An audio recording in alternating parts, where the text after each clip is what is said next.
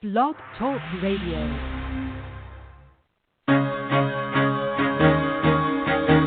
Carol the Coach. Sex, love, and relationships. We talk about it here. Carol the Coach. Compassion with contemporary relevance. I am a psychotherapist. I can be your personal life coach, and I can help you with your issues. There are no problems too small or too big. You can talk about anything. Speaker, columnist, radio TV host, and commentator.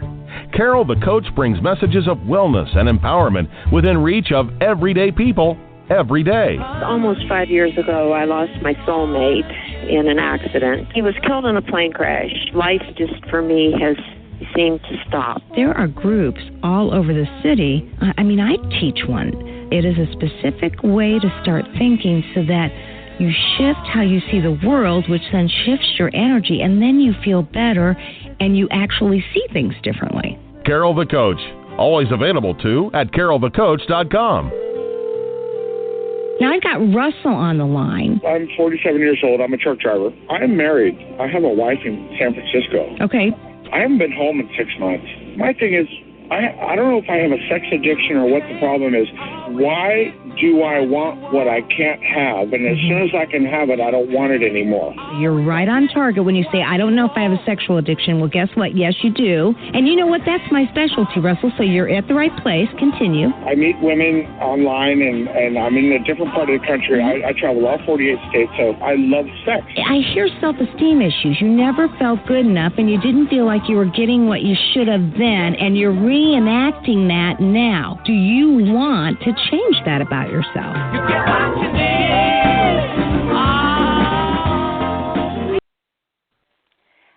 Well, welcome to Sex Help with Carol the Coach. And you know, we always say, do you want what it will take to make your life right? And that is a tough question, because I'm not gonna lie to you.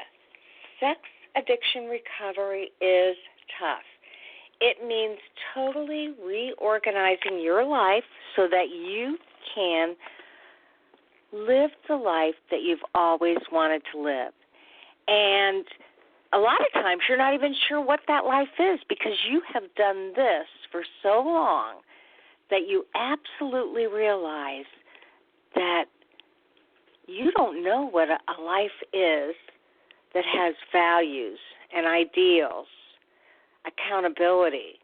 And I get that. You know, somebody else would go, well, what the heck's wrong with him or her?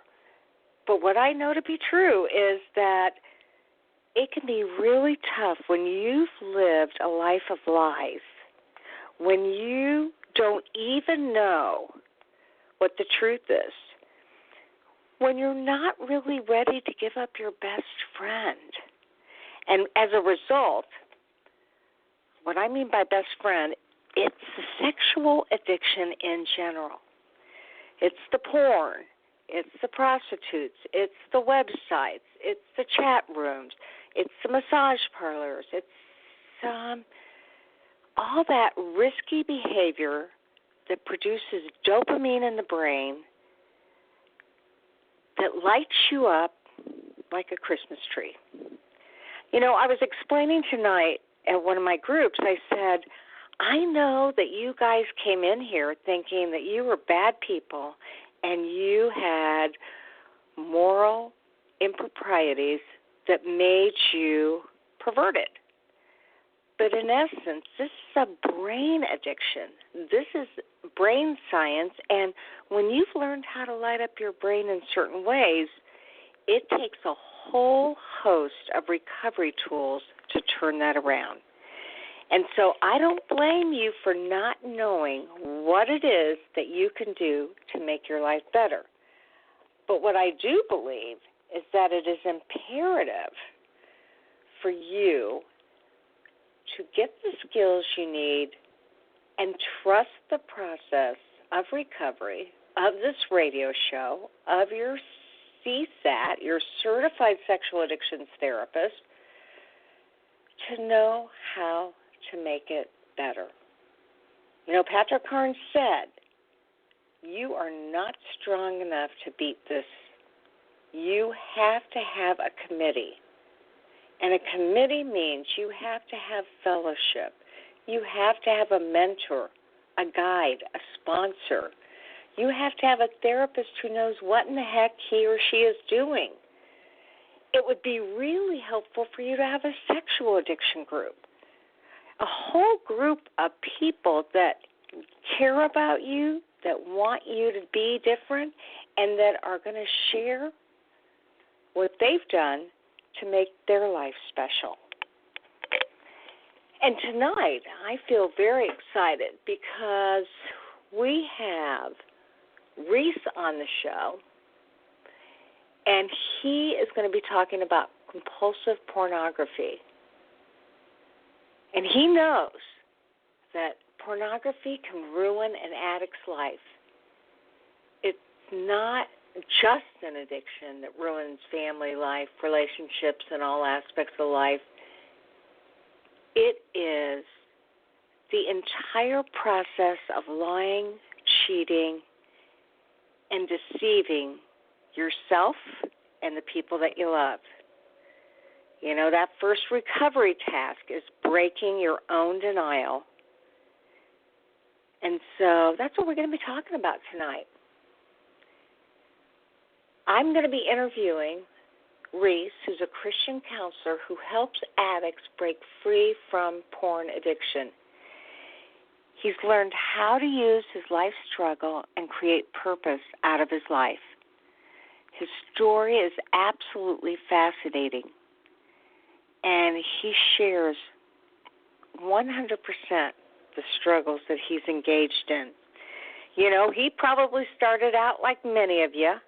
Before the internet was popular, he was enslaved to magazines in the mid-'70s, Playboy, Penthouse, Hustler. And then VCRs came around, and he was going to adult bookstores and getting those kind of movies. And then cable television was developed, and he watched soft porn and what I actually think looks a lot like hard porn on HBO and Cinemax in the 80s. And then while stationed in Germany in the Army in the mid-1980s, he found that there was a porn movie theater on almost every block. Not only did he attend those movies, but he even would engage in brothels, in booths in which you could sit and prime yourself for a few minutes before going in with a prostitute. I mean, this man has experienced the atypical norm. This is what it was like to be stationed in Germany. In addition to that, when the internet came out, he realized there was a whole new way of life that was anonymous, affordable, and accessible at any time. He was so caged to his sex and porn addiction that it warped his sense of expectations that surrounded his human relationships. He lost his first marriage, his children, and his full-time job, which was ministry. He knows the devastation of being a sex addict and the fear and alienation, the shame that follows him around. And now that he's in full-fledged recovery, he also knows the freedom and the liberation that comes from finding your recovery tools and renewing your faith. And that's what we're going to be talking about tonight. So I am very excited to have him on the show because clearly he is a man that's been through it all, and he wants to help people. And that's why he has agreed to do our radio show.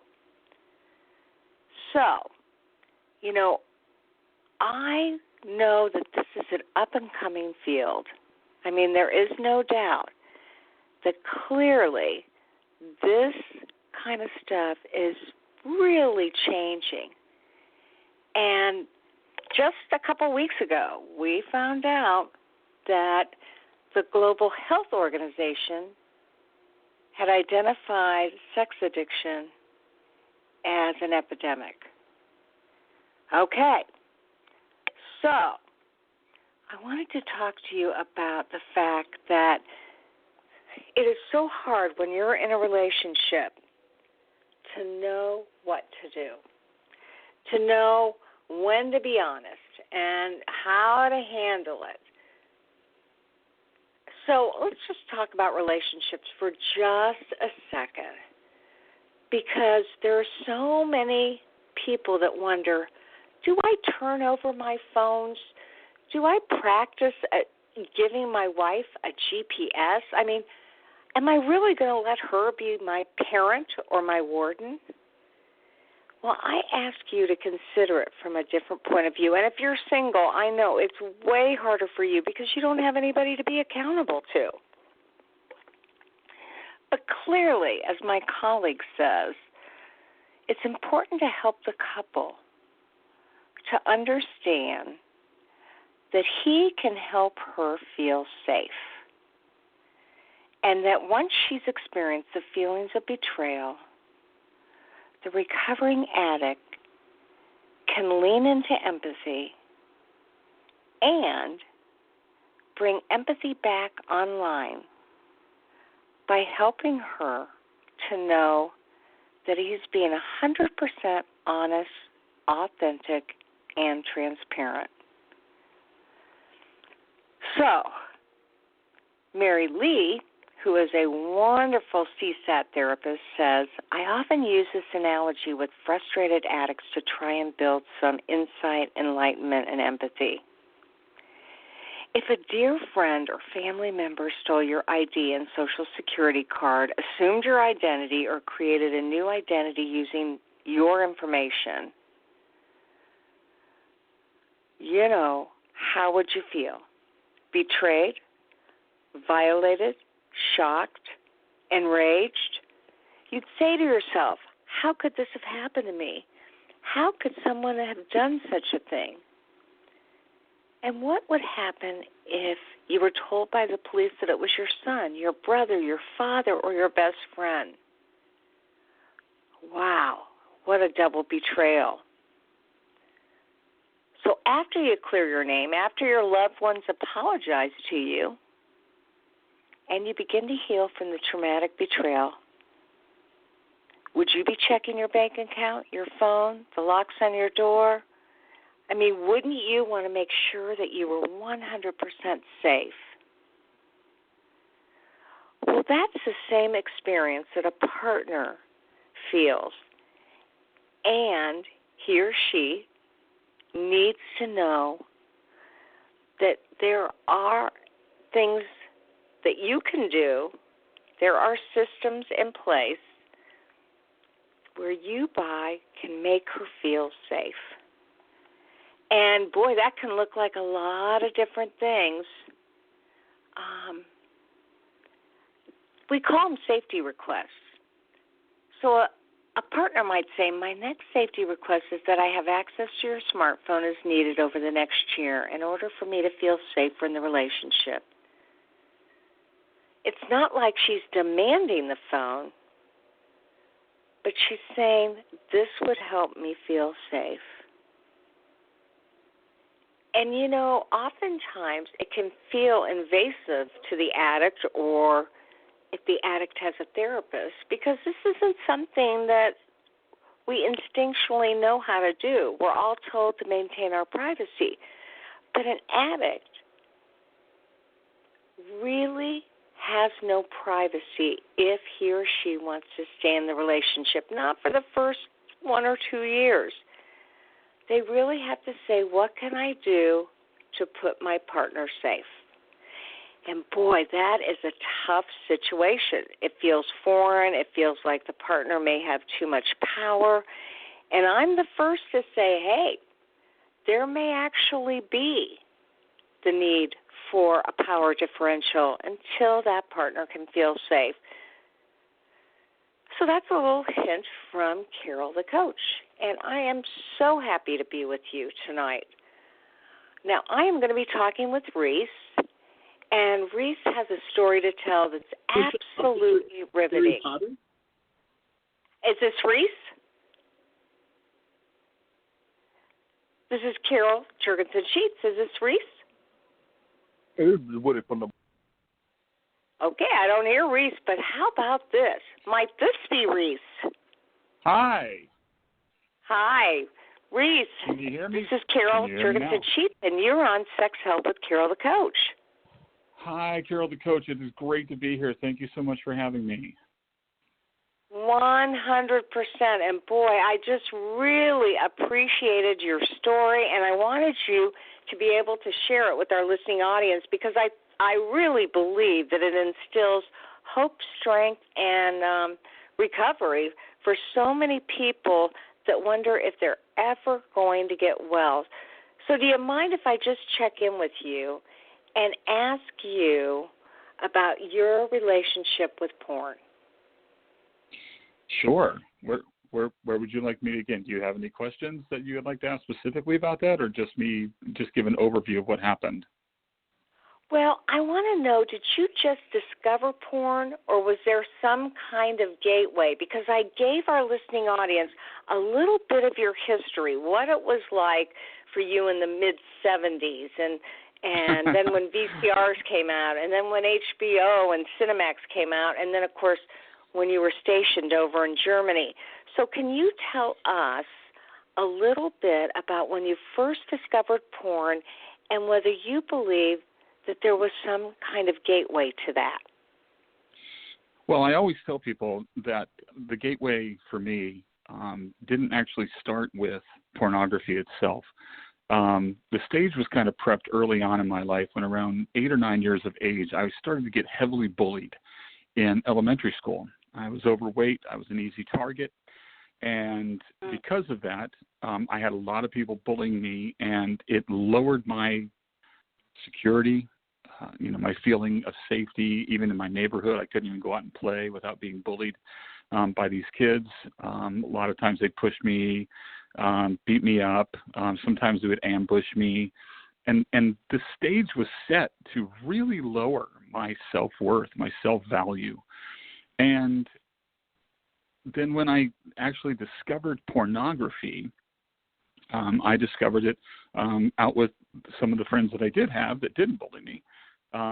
We knew that there was this location near a store where I lived outside of Detroit, Michigan, and it was a dumpster that it seemed to be the drop-off point for guys that were done with their magazines and didn't want to be found out.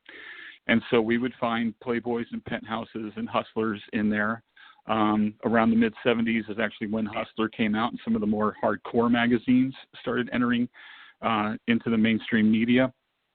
And so it wasn't just, naked women in still shots, but, there was the real hardcore stuff that left nothing to the imagination. And that was kind of my first introduction, probably around 10 or 11 years of age. And that just, we often use in this industry this concept of hijacking the brain. That really hijacked the brain. That was something that just took me and threw me for a loop. And when you're that age, all of this information kind of gets passed down from older generations, and you learn about masturbation. And, I put the two and two together after I became somewhat aware of what that all meant, along with health class. And if I didn't have pictures of pornography to go and steal away and, self-gratify, which is a term I normally use, there was always the 5-inch thick JCPenney catalog or the Sears catalog that had the lingerie up in the front that aroused me just as much. And that's pretty much how the door opened for me to get into pornography. It was mainly magazines, because then there wasn't cable TV, there wasn't VCRs, but as you mentioned earlier, with the advent of that, it just continued to increase in my life. Well, absolutely. And so obviously that's when you developed a curiosity or a fascination with porn. How often would you say you viewed porn initially in your adolescence? Initially, it was, touch and go. My friends that lived on the street, their fathers had a stack of magazines in their closet. We hear that story all the time in the industry. Just that's how a lot of people have found it. So whenever I was at a friend's house and we knew that there was magazines hidden, we would find that. And so that would be very much maybe weekly. But as I was obviously following my curiosity, what was actually kind of the mainstay in between the times that I would see porn, maybe about once every week or something like that, would be those magazines and the lingerie. And that's the thing that continued to keep my arousal very high. So initially, with just having access to the magazines, whenever I could and whenever I was like with friends. I grew up in a Christian home. My dad didn't have those magazines hiding in the closet, and so I had to go over my other friend's house whose fathers had that kind of stuff. So initially, I would say, maybe a couple times a week max. Okay. And so then, did anybody know that you were doing this? Did anybody ever catch you in early adolescence or late adolescence? No one other than my friends who were doing the same thing. There wasn't really any discussion about what that was. It was obviously, initially curiosity, sexual curiosity, sexual experimenting on your own body. But, as far as my folks knowing anything about that, as far as my older sister knowing anything about that, or even the parents, from which we got the magazines, it didn't seem to us that anybody knew anything about it. Being raised in a Christian home, you always had that stigma that you think you were doing something wrong and you shouldn't be doing it, and so you kind of felt ashamed of it a lot, and so you didn't really want to talk about it because you were worried that you would get in trouble. And so nobody, even as I was growing older, we didn't really talk about it in our youth group or in church or anything along those lines. It was kind of taboo back then in the 70s and early 80s. Well, I didn't know. I didn't know if you ever told anyone. I mean, I know there were probably that group of boys that kind of shared this stuff or experimented together at looking at it, but it didn't sound like you really talked much about it. No, I didn't. It was all just, it was all just surreal. It was all in fun. It was, of course, there was a real strong desire that was building in me on a regular basis to want to see that stuff. But you weren't really looking at it back then as a younger child. You weren't looking at it as necessarily problematic or starting something that was going to be problematic in your life. And so, but you knew enough to know that you probably shouldn't be doing it. It was probably wrong, but it wasn't a big deal. And so you didn't really feel like you had to tell anybody about it. Okay, so then when do you think that you realized that viewing pornography affected your sense of self and your relationships with women? Well, a lot of it came in hindsight a little bit later on as I grew older into an older adult. But looking back on that, I found myself very early on in any kind of dating relationship wanting to take it to the next level. Even my first girlfriend that I had, I was 13 years old. We both went to youth group together. And of course, you always kind of steal away around some other side of the church and you make out and all this kind of stuff. But I always found myself wanting to go to the next level pretty quickly, even at age 13. I mean, I wanted to be fondling the girl's breasts. I wanted to be putting my hand down the pants and being able to touch all the things that I had seen in pornography. And again, maybe call it the male compartmentalized brain, but I didn't really put two and two together. It was just this sense that I wanted to feel that part of the woman, that part of the girl. And as I began to get a little bit older, and it went from just really heavy petting and fondling to actually going into having intercourse and things of that nature. It was just this need.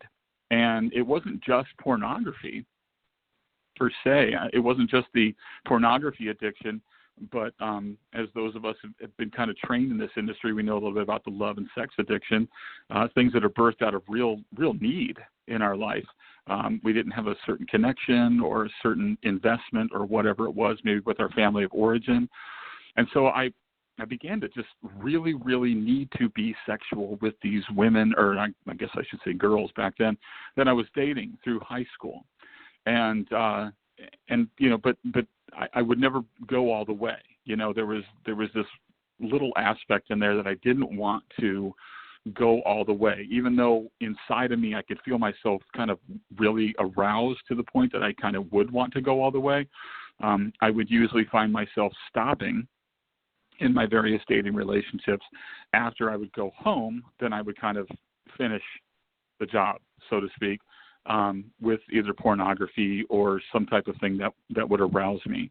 But very early on, Carol, I wanted to be very physical and very connecting with all the girls that I was dating. I didn't lose my virginity, so to speak, or give my virginity away until I was about 19 years of age, and I was in the military, and I had spent quite a bit of time over in Germany. And, you know, there was a sex theater on every corner, a brothel on every corner over there. I used to say there was as many brothels on corners over in Germany that there were Southern Baptist churches in the South. You know, I mean, it was like everywhere. Yeah. And so it began to really have a major impact on me. And when I lost my virginity, I didn't lose it to somebody that I even cared about. I was 3 sheets to the wind and driving around Nashville, Tennessee, drunk as a skunk with my friend, and we ended up meeting up with this pimp who introduced us to these prostitutes, and that's how I lost my virginity at age 19. So, yeah, very early on and all through my dating years up until that point, and even beyond that, every relationship that I was in, I had to demand some type of sexual activity from the women that I was in relationship with. Well, and what I just heard you say is that it came out of at least two origins. One might have been that gap or hole in your own childhood, something that went unmet, where sexuality got to fill that up. And then the second thing was exposure to magazines, videos, and then experiences that said this is normal, natural, and necessary. So you put those two things together, you've taught your brain to expect this, and then you have these experiences based out of need, and it can become compulsive. Exactly, and that's what happened. It was moment by moment, instance by instance, and the next thing you do is you just find yourself, it's the most normal, natural thing that you are demanding some sexual some sexual activity from the people you're with. And the thing about pornography is that you watch it long enough, and the novelty of pornography long enough, you're able to choose whatever you want to watch. You're able to choose the various scenarios that you are drawn to. It continues to take you higher and higher and higher to more riskiness and to more in-depth, imagery, more extreme imagery. And you start to build this sense of entitlement in your life because porn's never going to say no to you. You're not going to watch videos of pornography and suddenly the actors are going to get up, off of what they're doing, come over to the camera and say, no, you can't go any further. They're going to give you everything that you want, and you come to expect that this is real life because you didn't know anything else as you were growing up from a young child into puberty and so on. And you begin to expect that your relationships are basically going to be built on sexuality. And it's real funny, Carol, when you find that there's a lot of girls out there that don't want to go in that direction, especially early on in a relationship. And you have this kind of cognitive dissonance, you come to this place where you expect that it's supposed to be sexual. That's why you're with this person. You want to have sex with them, or you want to experience some type of sexual arousal with them. And then you end up dating girls or women that aren't like that. They aren't like the girls in the videos, and you kind of have this distorted thing going on in your brain like, wait a minute, I thought this is what women wanted, And so... And I was going to ask you, because sometimes when you've viewed enough pornography and you believe that that's the way it is, you actually groom females to expect that same thing too. So what I hear you saying is no. There was really some dissonance. Those girls were not, in any way, shape, or form, exhibiting any of that pornographic behavior. So then there was this real discrepancy of what you had seen and what you believed sex to be versus what was real. So now let me just ask you, how do you think viewing porn affected your relationships with women? Well, it made me an objectifier. It made me someone that just continued to utilize the relationship to fill my need. Whether it was a need of not feeling loved and needing to be appreciated, or if it was just my need to have my sexual arousal satisfied, that's pretty much what it was. Now, it wasn't like I had totally seared my conscience in this whole deal, but, I always had this air of respect and wanting to do right, by the girls that I was dating. I wanted to be early on in my life, before it really took hold. I was, in high school, I was actually kind of a romantic, flowers for the lady, open the door for the lady, order the drinks for the lady, order the meal for the lady, all that kind of stuff. Not that they can't do that, but it was just the chivalry that was kind of placed in me from seeing other people do that kind of stuff. And there was a real respect and an honor that I had as well, for the female that I was with. But the more that pornography took hold, and you don't even recognize that this is happening, but the more that pornography took hold of my mind, and the more that I needed to be aroused sexually and wanted to have that sexual arousal fulfilled and kind of completed by some type of sexual activity, I just placed that demand on the women that I was with. And so I objectified them. I had kind of a sense of entitlement, and that's kind of how I treated the relationship. And if it didn't happen, it wasn't like I just stopped the relationship and say, I'm going to go get it somewhere else. But it would be extremely frustrating to me until such a time as sex would enter the picture. And so that's pretty much how my relationships went, pretty much all through my whole dating life up until the time that I actually got married.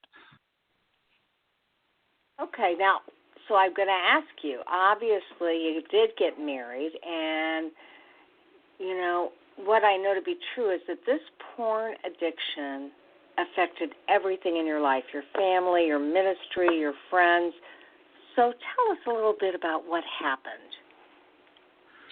Well, I had become a worship leader, which is another word for the director of music in kind of the contemporary churches. They call it worship leader. And so I went on staff at the church before I got married, and took over the music department. This was back in the early 90s. It was about 93 that this happened. And one of the girls that was on the worship team, I was still in this pretty neurotic relationship. That's about the best I can describe it. It went on for 5 years, and I was only really in it right at the end for sex, and then that kind of tailed off, and she wasn't interested in giving me that unless I was going to actually give a commitment to her, and that's something that I really didn't want to do. It was a very comfortable relationship.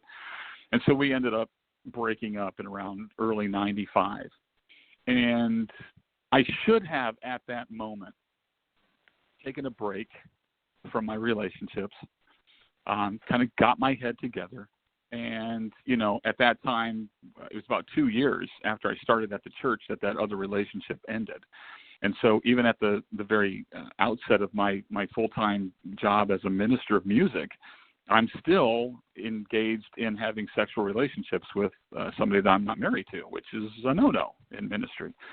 And so that ended early in 1995, and I started to date, which, again, as I said, I should have taken some time, just got my head together, got myself to a place of wholeness and some healing in my emotions and my mental state, but I didn't want to be alone. And I felt that I just always had to have a girl in my life. That was how I always felt. And so almost immediately I started dating this girl whom I was attracted to at the church. She actually was part of the music team. She was one of the background vocalists. And so we started to date, and about 6 months later we ended up getting married.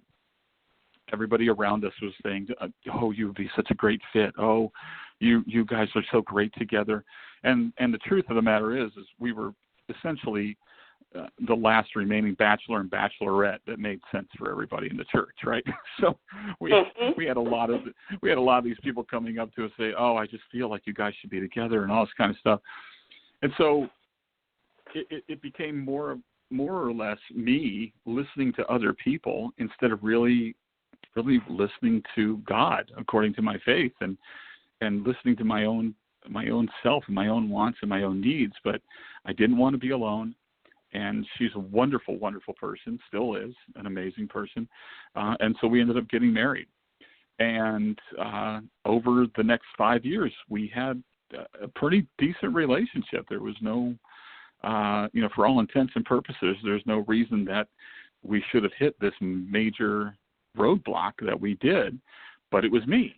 And I even objectified her in our marriage. I wanted to demand a certain amount of sexual activity, demand a certain type of sex that I'd seen in pornography, all of that kind of stuff. And she felt so uncomfortable with that.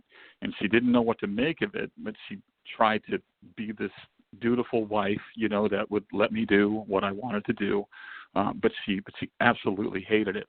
And around 2000, and it's a long story of an emotional kind of a meltdown that I had as I was planning my parents' 50th wedding anniversary. Some family friends sent a photo in of me in the month and the year that I was born, of my mother holding me, a very small infant, and my mother is holding me. And I had never up until that point seen any pictures of my mom holding me as a young child. And I had this major meltdown, and that was kind of the start of this real explosion in my life. And it's just amazing how that stuff can come to call. And I was about 35 years of age at that time. And I didn't think too much about it. I thought I dealt with it. I had some tears, thought I made it through fine, went through everything, had the anniversary party and all that kind of stuff.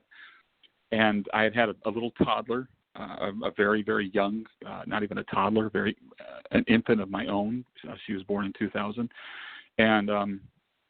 And so this thing was really gnawing at me. This whole emotional feeling was gnawing at me. There was a lot of other dynamics around me, and being unhappy at the church, and my wife really wanting me to stay at the church because that was her security. She wanted to be married to a musician. She wanted to be married to a church worship leader. I mean, this was her expectation, stuff that we've talked about over the years. But enter another woman who was very broken in her own right. And she started coming to the church, was very musical. We knew each other out in the community because she was a singer and I was a singer. And she became part of the worship team, the music team at church. And the next thing I know is I'm connecting with her, and really connecting with her and talking things out and sharing how I'm just feeling very empty and very burned out. And there's just so much going on, and I can't make sense of it all. And this isn't what I want church to be, for me at least, but I don't know if this is the way it's supposed to be or whatever. And I was having a real spiritual crisis. And all of that time that I would talk to my wife about that, it was bringing fear to her because, her world was imploding with that information. With this other girl that I was talking with, she was agreeing with me. She was saying, yeah, I understand what you're saying. I really feel that things need to change, and yada, yada this and yada, yada that. The next thing I know, Carol, we are not just in an emotional affair. I'm actually in bed with this girl. And I'm actually having an outright affair, physical affair with this girl. And that was around 2000, 2001. And it hurt so many people, and it wrecked so many people, and I ended up losing everything. I say lose loosely because I actually am the one that made the choice to give up everything. But, when you're in full-time ministry and you're having an affair and you're married, those two things don't work out very well. And so I left the church, and I ended up leaving my family. And I was so broken and so empty and so, I don't even know the word to say, but everything in my head, nothing made sense in life at that moment in time. All I wanted was peace All I wanted was a sense of something fitting right into my world, because nothing made sense. And so I chose to chuck everything that I had built up until that moment and run away with this other person. And I lost pretty much everything, even my friends that didn't really know how to relate to me at that time. So that's the long and short of that story. How long did it take you to figure out that you had been caught up in the excitement and the risk and the unmet emotional needs? How long did it take you to figure out, wow, I just made a big, huge mistake? Well, when you're going through something like that, you recognize how destructive it is, especially for other people, especially my wife at the time. It was hugely destructive for her and her family and for my family. But you are so staunch about feeling this is about me. This is about me, and it's what I need. And so probably it took a long time. I'll be honest with you. It took a long time. I mean, I ended up getting divorced from my wife I signed on the dotted line. We were separated for a few years, but I actually signed on the dotted line in 2004. I actually got married to my wife in 2005. The woman with whom I had the affair, I actually ended up marrying her in 2005. But I was still very active in accessing porn on a regular basis. And it really took me about a decade until I actually could start to make sense of everything that had happened to me. I mean, that's a really long time. Like you go dark in 2001, 2011, you suddenly show back up on the map, and it's all starting to come together and make sense to you. And 2011 was the last time that I actually watched pornography. I had, what I consider in my faith to be a divine encounter with God as a father, someone I could never look to as a father, someone who always wants to be looked to as a father because he loves us so much, but I could never look to him as a father. And he literally, obviously didn't hear this audibly or anything like that, but I had this real heavy sense. I had just finished watching porn, just finished self-gratifying. I had just been on my knees like I was every single time that I did this, always asking forgiveness. The whole of my relationship with God for 35 years was nothing but apologies. I didn't build a relationship with God at all. It was all about everything wrong that I did and everything wrong that I was. And in that day, and it's around this time, I think it was around 2011, so we're going back 7 years now, I had this encounter where I really felt like God was there with me. And he says, what I have for you in the future is really awesome, but you can no longer bring this with you. And oh boy, I really understand that. And I got to stop you. We have some callers that are, I think, want to ask you or I a question. So let me see. This is Carol Jurgensen. You have a question for Reese? Hi, Carol. Hi, Louise. I have a question. I feel you in the sense that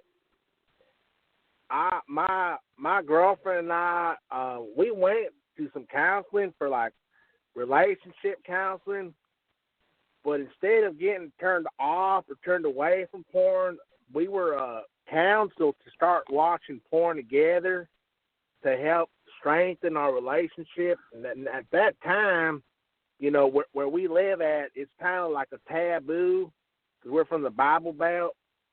So it was really hard for me to go over there and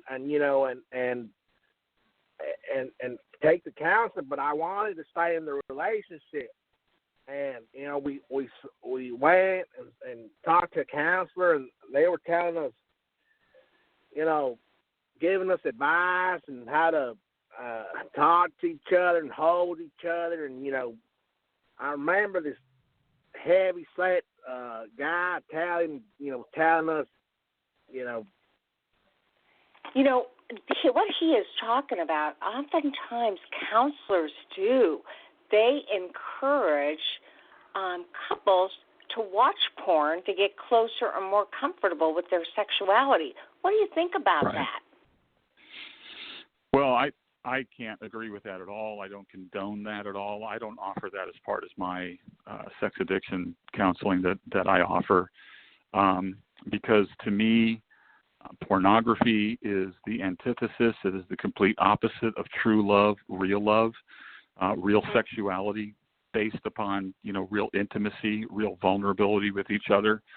Carol, sex has become so massive in our society. And it's like this huge idol that everybody seems to want to attain and do it right for some reason. And I try and knock it off this huge pillar and knock it down to the size that it really is. Yes, sex is wonderful. It was created by God for us to experience joy with each other in a covenant relationship with each other, in a committed relationship with each other. But it's one part of our life together. There are so many other things in our life that can bring a sense of total commitment, total honor to each other, listening to each other, helping each other achieve people's, their dreams, doing what they can to serve and help one another along their journey. And then there's this huge, massive balloon called sex that just overwhelms us all the time that we really knock that thing back down to size and make it part of our life together, something that is amazing. But pornography, Carol, is complete opposite of what true love and true sexuality is. It's not just about the going through the motions. It's not just about the method of physical attraction and physical love. Sex should be built on something that is so wonderful, so beautiful, so sacred, so honoring for each other. And that is like the culmination or the consummation of that relationship. And so I got to tell you, friend, I personally can't agree with that. A lot of people think if you get the sex right, everything else is going to fall into place. And I think that's backwards. I think. Well, one of the things I know, Reese, as a certified sexual addiction therapist, we have been really criticized by different groups, especially the Association of Sex Education Counselors, they're a wonderful group, but they say that we pathologize porn. And my experience is, although I am told to be pornography neutral in normal cases, not sex addicts, but in normal marriages, I can't hang with that. I don't believe any couple that objectifies other people, I can't believe that that's healthy. So I have to go against my own organization and say, well, I understand that that's the standard you'd like me to obtain, but I don't personally feel that it's right or healthy, especially for anybody who wants a long-term relationship with somebody, let alone single guys. I mean, I just don't think objectifying women or men, depending on their interest, is ever a healthy choice. So it sounds like you and I are on the same page here. Yeah, it does. It does. I would tell my friend that called. Let me check out something else, because that was a really good call from our caller. Let's see if we have another question. Do you have a question for Reese? I think there's a bit of a delay here. I guess so. And now we'll ask one other person. Do you have a question for Reese? Yes, hello. Can you hear me? I sure can. Okay, hi. I do have a question. I heard Reese talk about how he no longer, he was, I guess you could say, set free from his pornography addiction when he had his encounter with God. But my question is, with so much sexual imagery and input around us in the world today, how do you keep yourself from relapsing into this porn addiction? Boy, that's a great question because it really does require a whole host of recovery tools. Reese, I'll let you answer, and then I'll give my advice. Sure. Yeah, definitely. Thank you for calling. I know it's hard. It's hard to imagine. There's a few concepts out there about whether you're a lifelong addict once you become an addict. I don't ascribe to that personally.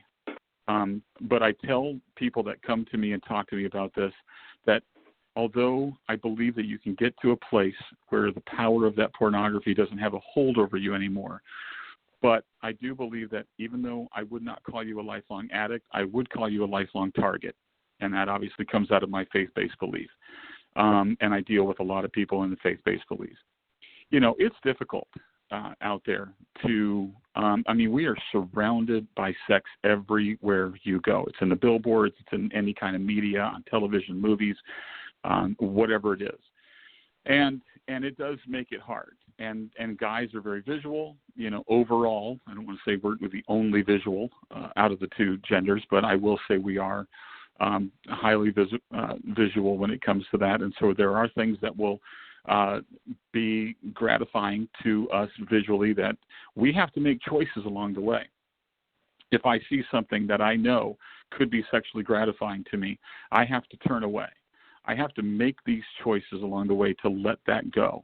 When I got set free back in 2011, it was a real major turning point for me, especially if you are faith-based and you do believe that God exists and you do believe that you can have a personal relationship with him. When that happened to me, I made the choice at that time, and I understood what that moment in time for me meant. And I did not want to go back any longer. I was so frustrated with how I felt every time I used pornography and I self-gratified. I hated myself. And it got to the point where I just was done hating myself. I didn't want to feel that way anymore. I hated what pornography was doing to me. I hated what pornography stole from me and what I chose to let go of and give up because of the effect that pornography had on my life. And it came down to the fact that if I was actually going to beat this, that I was going to have to take life minute by minute, second by second, and make the choices to not end me back up in front of that computer again. Now, that sounds easier than what it really was, but I've never accessed porn over these past 7 years. I've never initiated going to find pornography. There has been things that have popped up on the computer from time to time that were just there for a split second, and I would X out of it because I didn't want anything to do with it. I finally got my computer cleaned up from that.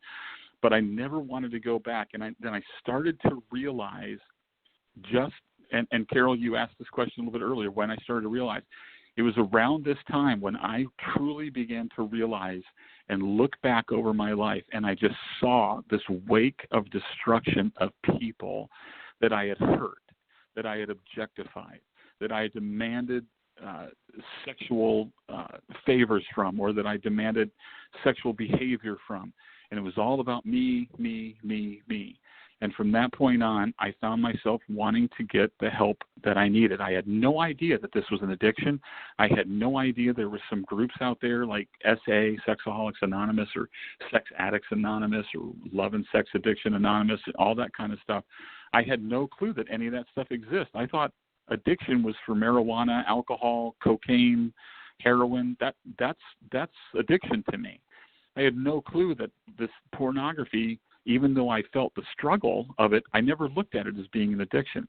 Once I started to do that, it made sense, and I aligned my life in the best way that I knew how before God and before my wife, and I said, I want to honor both of them.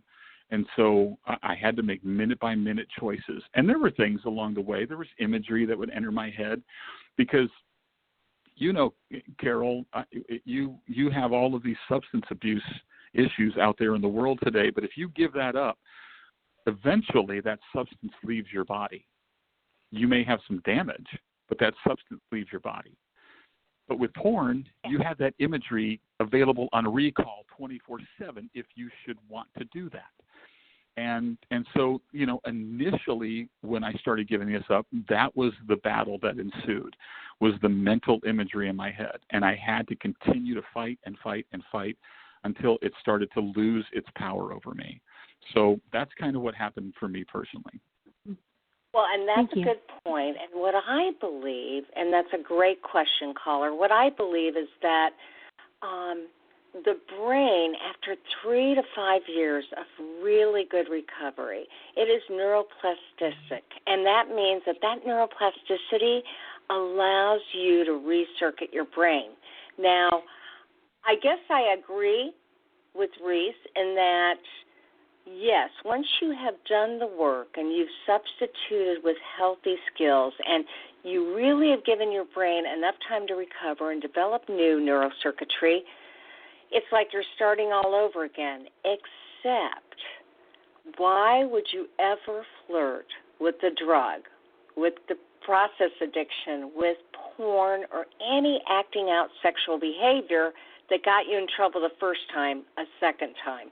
So we really encourage a lifetime of abstinence when it comes to those things that were gateways for unhealthy behavior, like pornography, acting out, cheating, affairs, websites, that kind of thing. So I agree with you, Reese, most definitely that you can retrain your brain. It sure does take a long time. And then I say keep using those tools that are going to keep you safe. Right, exactly. So that was a great call. Now I want to just check in with one other person. This is Carol Jurgensen Sheets, and I'm AKA Carol the Coach. Do you have a question for Reese? Yeah, I have a question for Luis. Is it Luis or Reese? It's Reese. Like Reese with an R. Okay, right on. So did the whole time you were you said you were asking for forgiveness more than having a relationship with God? I mean, for me personally, like I was really confused during my whole time. I didn't know which way I was swinging. I was into big dicks and cocks. I really liked sucking guys off, and it's just something about big dicks that I really had to have in my mouth, and that wasn't. And that wasn't things that I is that obviously you have some difficulty with knowing what your limits are, and because of that, it's so important for you to get into SA or SAA and really get the help that you need. I mean, that's part of this show, is getting the help that you need. Right. So, yeah. And being able to talk that out with somebody, because if there is a strong need like that, a strong sexual urge like that. Oh, my goodness, absolutely. If there's that strong urge, then what you have to do is be able to really work diligently at finding out what it is that will make your life different. And that's a whole host of recovery tools. I can't stress that enough. And so one of the things that I'm so happy about is that Reese has opened up this dialogue, and he's been able to share his story. And so, hey, Reese, I'm just curious. How did you eventually break free from your own porn and sex addiction? And tell me a little bit about that organization that you started now. Well, yeah, I mean, what happened a little bit earlier when I shared that moment in time that I had kind of a divine, what I felt was a very divine appointment with God. That was one of the biggest things that actually gave me a 180 in life and turned me around. one of the first things that I started to do was to help other men who were experiencing that same issue. For a long time, you feel very alone when you're in that addiction, and you don't realize, you think everybody else is probably stronger than you are. And I started to become very aware of people in my own community, my own circle of friends that were struggling with that. And so I actually went out and I got a bachelor's of Christian counseling degree and started to learn a little bit about how to approach people with addictions. I went through CSAT, Certified Sexual Addiction Therapy classes, and learned more about that as well, and actually went on the pastoral side of things, which they call a PSAP instead of a CSAT. But I started getting a lot of training from a spiritual perspective, since most of the people I knew in my circles were Christian-oriented people. So I and you'll know that's actually part of the 12-step program, is actually having an outflow in your life to serve others and help others with that same addiction that you struggled with. And so that's what I started to do. And then eventually down the road, I felt literally that this addiction was probably, if not the most silent, it was one of the top silent addictions that we struggle with, because there's so many people that don't know that you do that. And so I started the Silent Addiction, and it's a nonprofit organization. And the main focus of this is reaching people of the Christian faith, and especially and more specifically, people in leadership in the Christian faith, like pastors and music directors and other leaders in the church who are really struggling, because most of the time pastors and leaders in churches don't have anybody to talk to. You may think that they do, but they don't have a lot of people to share their downfalls with their weaknesses with, because they feel if they show that weakness to the church, then it's not a good thing. And pastors walk through so much with the congregants, their members, their parishioners. They walk through so much brokenness with couples and families and all kinds of stuff like that. And then you find a lot of times when a pastor gets up and has to state that because he's gotten burned out, that he has a porn addiction or he had an affair, so often the church just turns their back on him, and he has nowhere to go, or she has nowhere to go. And it's got to be, and it is a horrible feeling scenario to be in, because I felt like I really had no one that I could talk to about this. In fact, the people that I were talking to about this and helping them keep me accountable and keep asking me questions, and people I trusted in, they went and told the pastor of the church that I was the music director in that I had this problem and this was going on. And it exploded, and there was no safe place for me. And so the Silent Addiction came about to offer a safe place for believers in their marriages, especially leadership people in the Christian church in their marriages, not to avoid the subject at all, or telling their family at all, but finding a safe place to get to a place of healing and deal with it from then on out. One of the things that certified sex addiction therapists are known for is the full disclosure.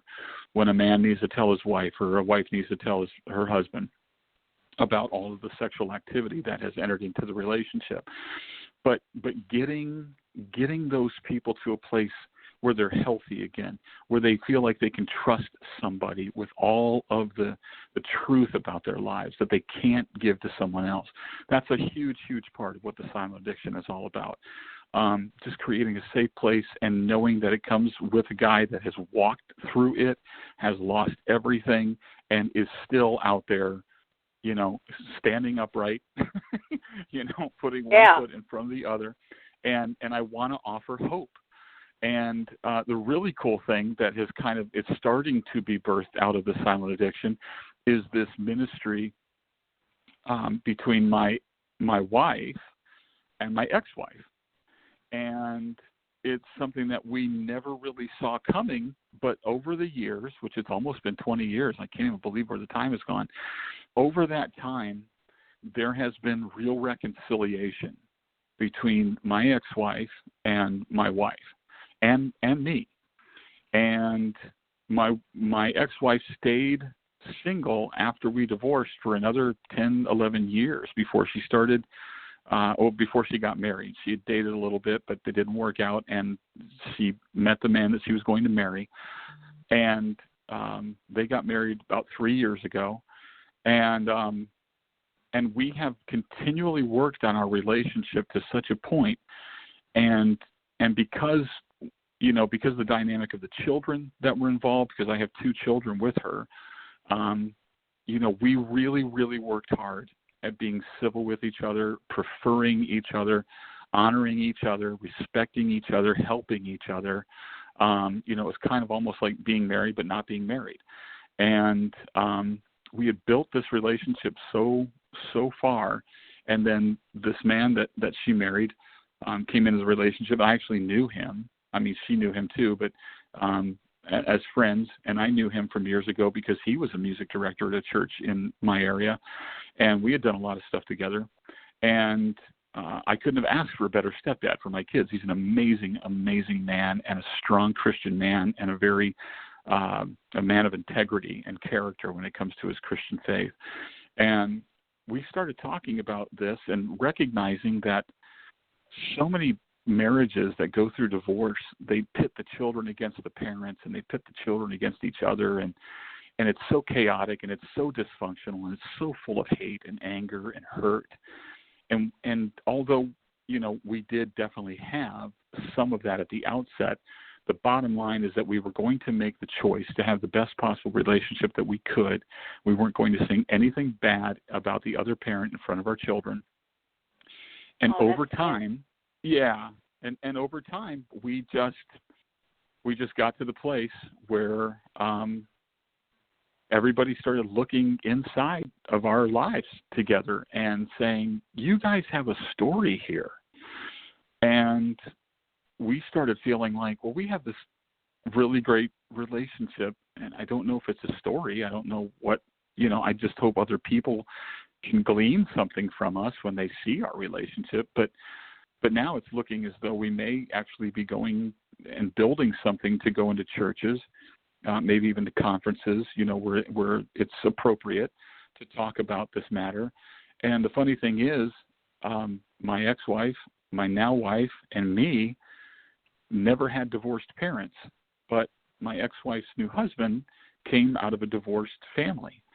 And he has this story to tell, coming from a divorced family, walking into a blended family, and he's gone through so much in his life, and he can bring a whole, almost like the end of it all type of scenario to this when we tell our story. So I would tell my addiction story, and one of the other really crazy things that I do, Carol, is when I talk with men, because I've done this with my wife, where we've talked with men and women. We've done it separately. We don't want to trigger anybody into this thing, but I've gone and spoke to a couple of groups of men about my story that I shared here. And for those people who are faith-based and understand Scripture, there's a Scripture in the Bible, in the New Testament, kind of after Jesus, and it talks about being seated in the heavenlies with Christ. And it's this cool concept of a kingdom, like we're kind of ruling with Jesus, right? It's kind of this whole Camelot kind of scenario, right? And what I do is when I talk to these people, and I know that's not the end all, I can't just go to some conference and say, ta-da, you're all healed. There has to be follow-up. There has to be continual accountability. But for those people who want to take the first step and literally leave their sex addiction behind, or their struggle with pornography behind, I actually take a real sword, and I have them take a knee before me, and I knight them like the Queen, would knight Paul McCartney or something like that, and or Elton John or whatever. But I actually do this, and I in the name of the Father and of the Son and of the Holy Spirit. It's kind of like baptizing, right? In the name of the Father and the Son and the Holy Spirit, I call you back to your seat in the heavenlies, and I call you back to having a place of authority in your Christian faith. And now take that authority and use it wisely. Use it wisely over your own individual life. Use your authority wisely over your family and over your community and over the people, your extended family and other people that maybe that you work with or go to school with. and understand See, that. I'm telling you, you are amazing. You are just helping people to renew their sense of self and their relationship with God and their sense of belief that they can make changes in their life. I just saw what time it is. We're past our time. I have got to have you on again because there are other questions I want to ask you, like how can people get a hold of you? I know that they can go to your website, www.thesilentaddiction.com, and maybe find out more about the incredible work that you're doing. But will you come back on the show? I would be honored, very much so. Please, anytime. I do. I so appreciate your information and your attitude and how you have turned this thing around. I really believe that recovery is all about getting healthy and then deciding how one can fulfill a purpose or do that 12-step work, which is, giving back in ways that we have no idea are inside of us. So you are an inspiration to everybody, and I am having you back on, I promise. All right, great. I look forward to it. Thank you so much. Hey, you're welcome, and talk to you real soon. Okay, bye-bye. Bye-bye. This is Sex Help with Carol the Coach, and that is an inspirational story of a man who figured it out, who learned early that he had a compulsive illness, and he's figured out not only how to break free from his pornography addiction, but also how to give back and to heal others. He is a PSAT, and that is like myself. I'm a CSAT. I'm a certified sexual addictions therapist, where he's a pastoral sexual addiction therapist. So I highly recommend that you contact him if you're looking for that person that has been there, done that, and with a spiritual awakening can give you hope, strength, and recovery. So, hey, now, got to go. We're running over. This is Sex Help with Carol the Coach, and as I say at the end of every show, and by the way, thank you to all the callers, there will only be one of you at all times. I want you fearlessly to have the courage to be yourself. And if you're waiting on the line to talk to Reese, you can email me at carol@carolthecoach.com, and I will certainly pass on the questions that you had. Until then, I will see you next week for more Sex Help with Carol the Coach.